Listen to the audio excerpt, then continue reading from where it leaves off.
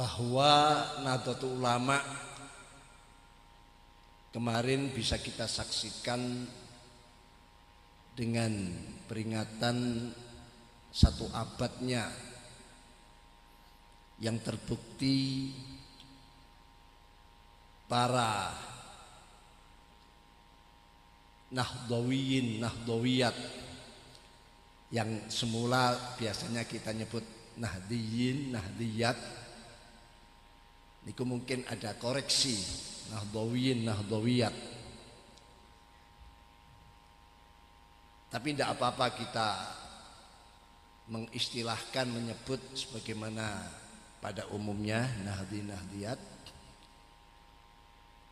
Terbukti bahwa para Nahdi, Nahdiyat atau Nahdlawiyin, Nahdlawiyat bukan ada di tengah-tengah gelora Diltas, tapi justru gelora Diltras yang ada di tengah-tengah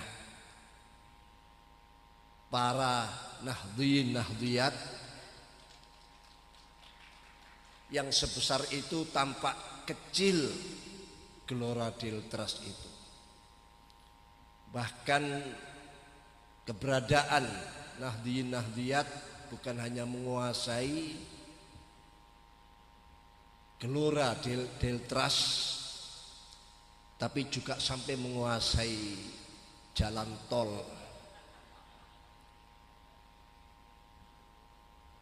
Jadi artinya yang saat itu dilaksanakan baik istighosah dan sebagainya, bukan hanya istighosah di dalam stadion atau luar stadion yang begitu luar biasa, tapi sampai meluber ke jalan tol. Ini sebagai pertanda bahwa isyarat-isyarat dari para muassisin yang memberikan lambang Nahdlatul Ulama dengan gambar buminya, jagatnya, itu memang betul-betul Nahdlatul Ulama dipersiapkan untuk menjadi organisasi jagat, organisasi yang mendunia. Apalagi tulisan Nahdlatul Ulama dotnya melampaui gambar jagat itu. Huruf dot adalah termasuk salah satu huruf yang dibanggakan oleh Rasulullah SAW. Dalam sabda beliau, ana afsahu man nataqa bid-dot. Sayalah orang yang paling fasih mengucapkan dot. Dan dot itu melampaui batas, melampaui lambang, melampaui gambar bumi itu. Ini isyarat kita dalam memasuki abad yang kedua ini, betul-betul kita harus memiliki hati yang double, otak yang double. Katakanlah ibarat mobil kendaraan, yakni double gardan, yang mampu menggerakkan semua elemen-elemen daripada Nahdlatul Ulama, anggota ulama, menggerakkan semua.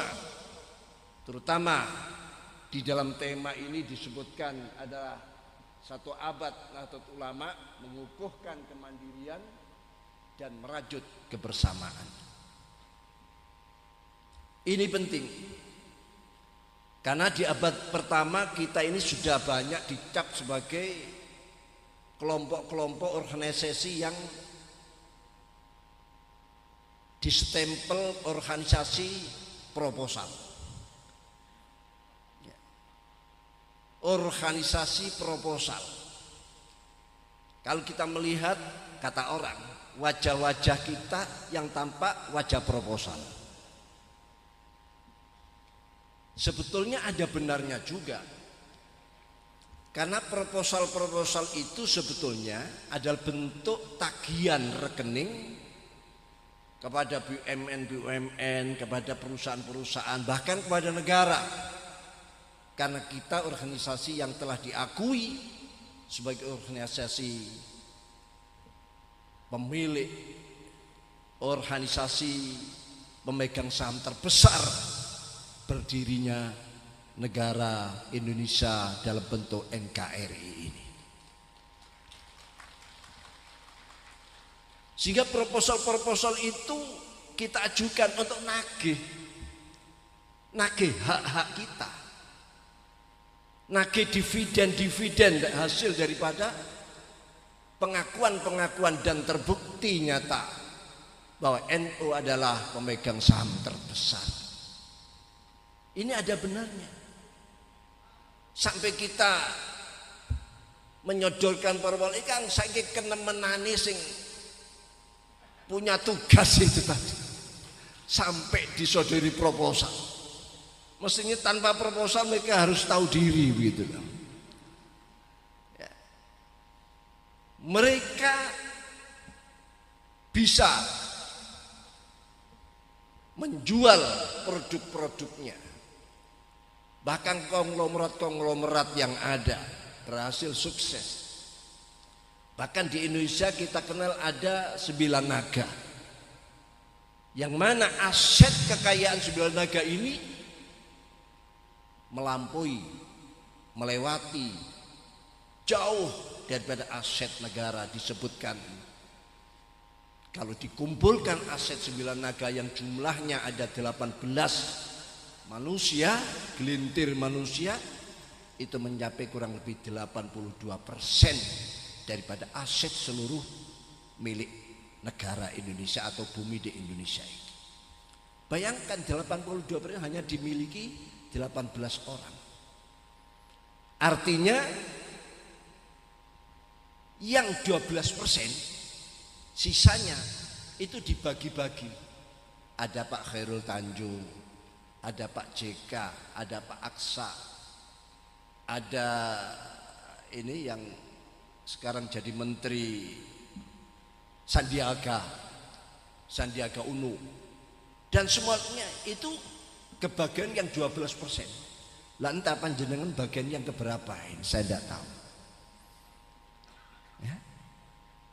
Mendapat bagian yang berapa dari 12% ini berapa?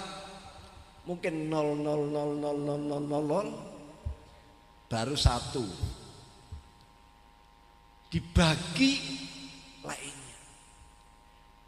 Bahkan salah satu daripada 9 naga ini aset kekayaannya melebihi daripada 50% dari aset kekayaan seluruh bangsa Indonesia. Saya semula tidak percaya. Begitu saya ketemu dengan Pak JK Yusuf Kalla, saya tanya apa betul salah satu orang daripada 9 naga ini punya aset kekayaan melebihi daripada 5? Jawab beliau, memang betul. Betul sekali. Akhirnya saya percaya juga.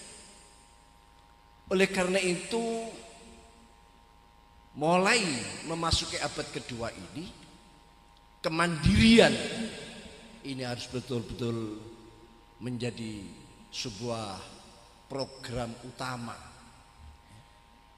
program pilihan untuk bagaimana kita bisa mensejahterakan umat, mensejahterakan anggota Nahdlawiyat, perekonomian keumatan.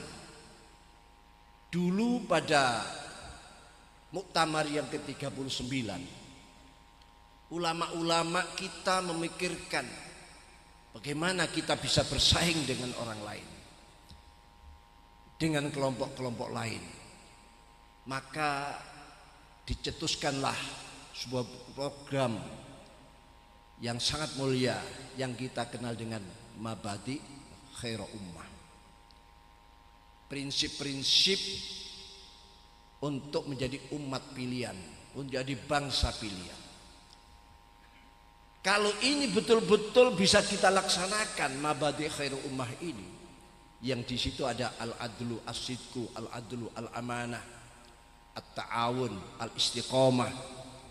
Kalau betul-betul dilaksanakan, kita tidak akan kalah bersaing. Bahkan semua tokoh-tokoh, saya tadi ketemu dengan ketua HPN yang baru terpilih 3 bulan yang ketua umumnya. Mereka mengatakan kalau betul-betul Nahdiyat ini bergerak betul, memikirkan kemandiriannya, memikirkan kesejahteraan ekonomi keumatannya, maka akan menjadi sebuah organisasi yang kuat dan kokoh dan akan mengalahkan kekuatan-kekuatan yang lain.